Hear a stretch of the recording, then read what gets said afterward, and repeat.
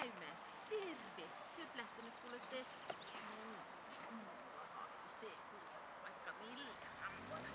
Jääkö me alettais vähän leikkiä? Tykkääkö se keppileikeistä yhtään? Se kyllä on se kauhean noudattu kampanja. Mutta sitten sitä revitysleikkiä meillä on se normaali. Lähdetään katsomaan kokeilemaan. Jussa, katsoppa mikä täällä. Jäänne poika. Täällä. Jussa, ei. Jussa. Oi, siellä on venyttelee kepilläkö pitää. Jäppinen. Oi, miten hieno. Oi, Jussa, tule tänne sekäs. Oi, hurra. Jussa. Oi. No tuossa. Jussa, oi. Oi, mikä hieno keppu sulla, Jussa. Oi, Jussa. Haluatko itse tehdä startata, lähteekö se sinuksi?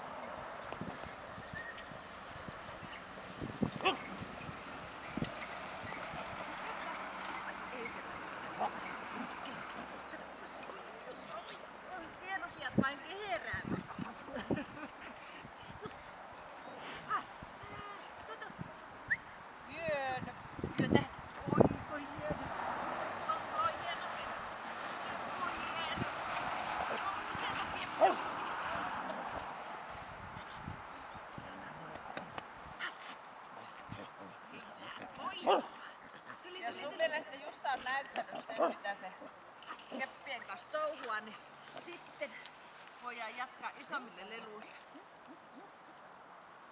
Alkaako tylsistyttää tämmönen hiienkepukoitten kanssa?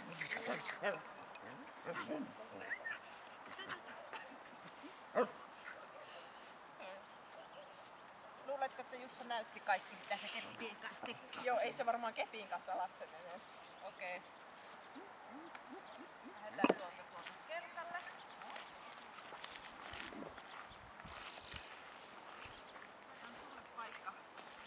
Otetaan sulle paikka kuule tähän. No, tästä. Just siinä.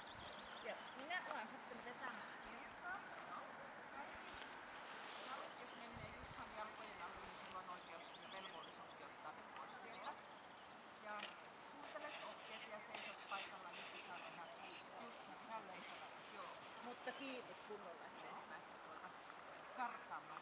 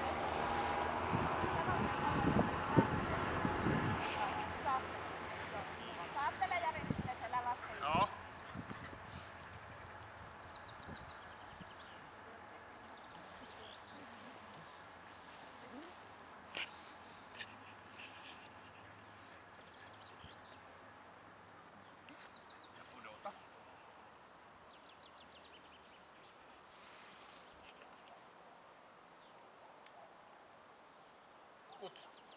Jussa, tuli tänne. Tuli. Tuli tänne, tuli. Hyvä.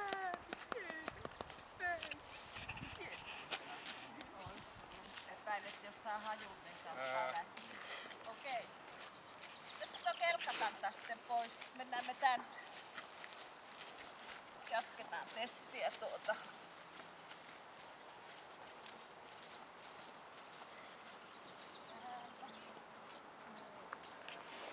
Vaan ja älä mene sinne päin.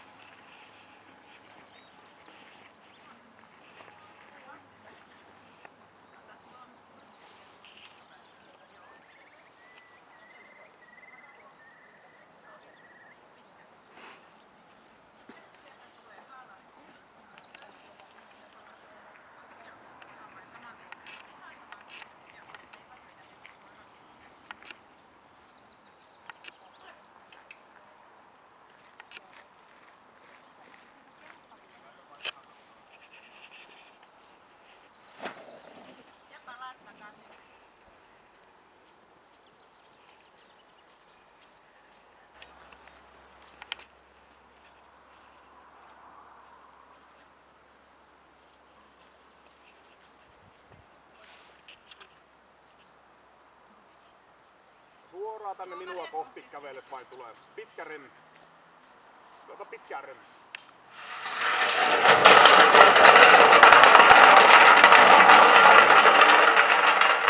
Hyvä ja palailet. Käy katsomassa sen tynnyrin ihan. Kolistele vai yritä hoitaa. Enää kolistele. Ai ei kolistele. Tuota tule katsomaan. Noin, kerros niin hieno poika.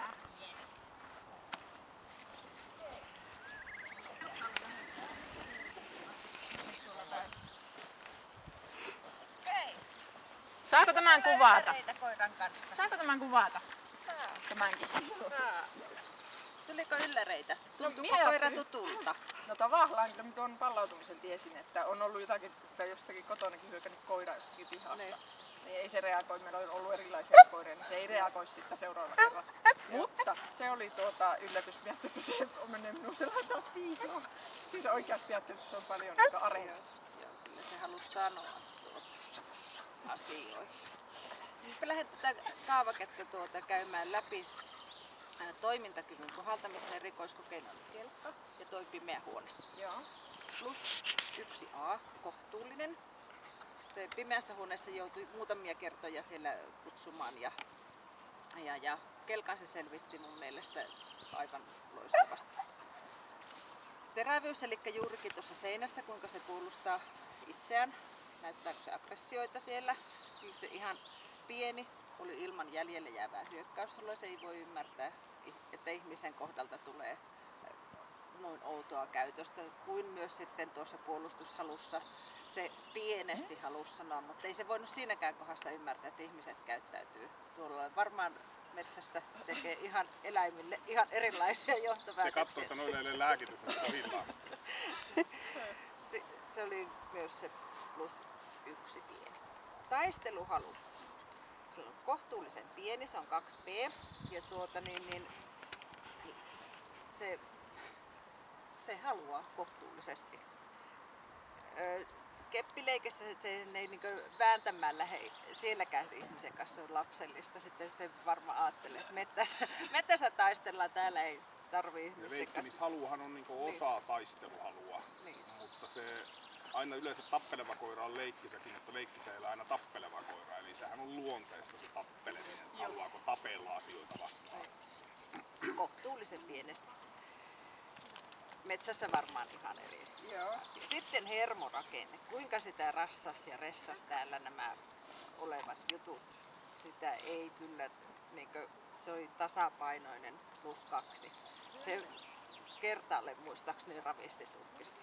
Ja jatkomatka ei sen selkälinja laskenut eikä hermot puhalluttaneet. Hirveän nopeasti toipu kaikista sille tällä kentällä aiheutetuista järkytyksistä. Temperamentti, kohtuullisen vilkas. Se on ajassa ja paikassa kaiken aikaa mukana. +2. Kovuus.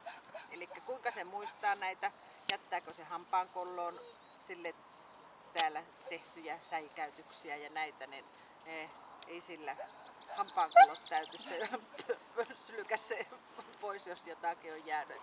Se on +3 kohtuullisen kova, eli sillä on niin kovuutta ja pehmeyttä sopivassa mittasuhteessa, että se menee niin läpi. Erikoistukkeena tuo haalari ja sitten tuo tynnyri ei sillä jäänyt niistä mitään koko testin ajan.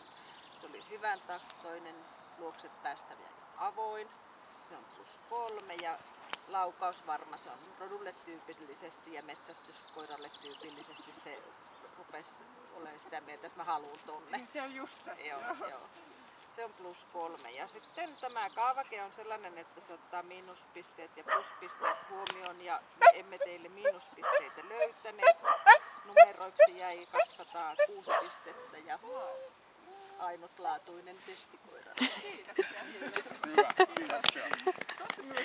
Minä en itse sitä nähnyt aivan täysin. Mitä se teki siinä alussa? Lähtikö se yhtään mihinkään? Alussa se olisi tullut, sitä piti vähän äänellä siellä stopata, kun sille ei todennäköisesti olisi ollut se mitään muuta kuin tulla.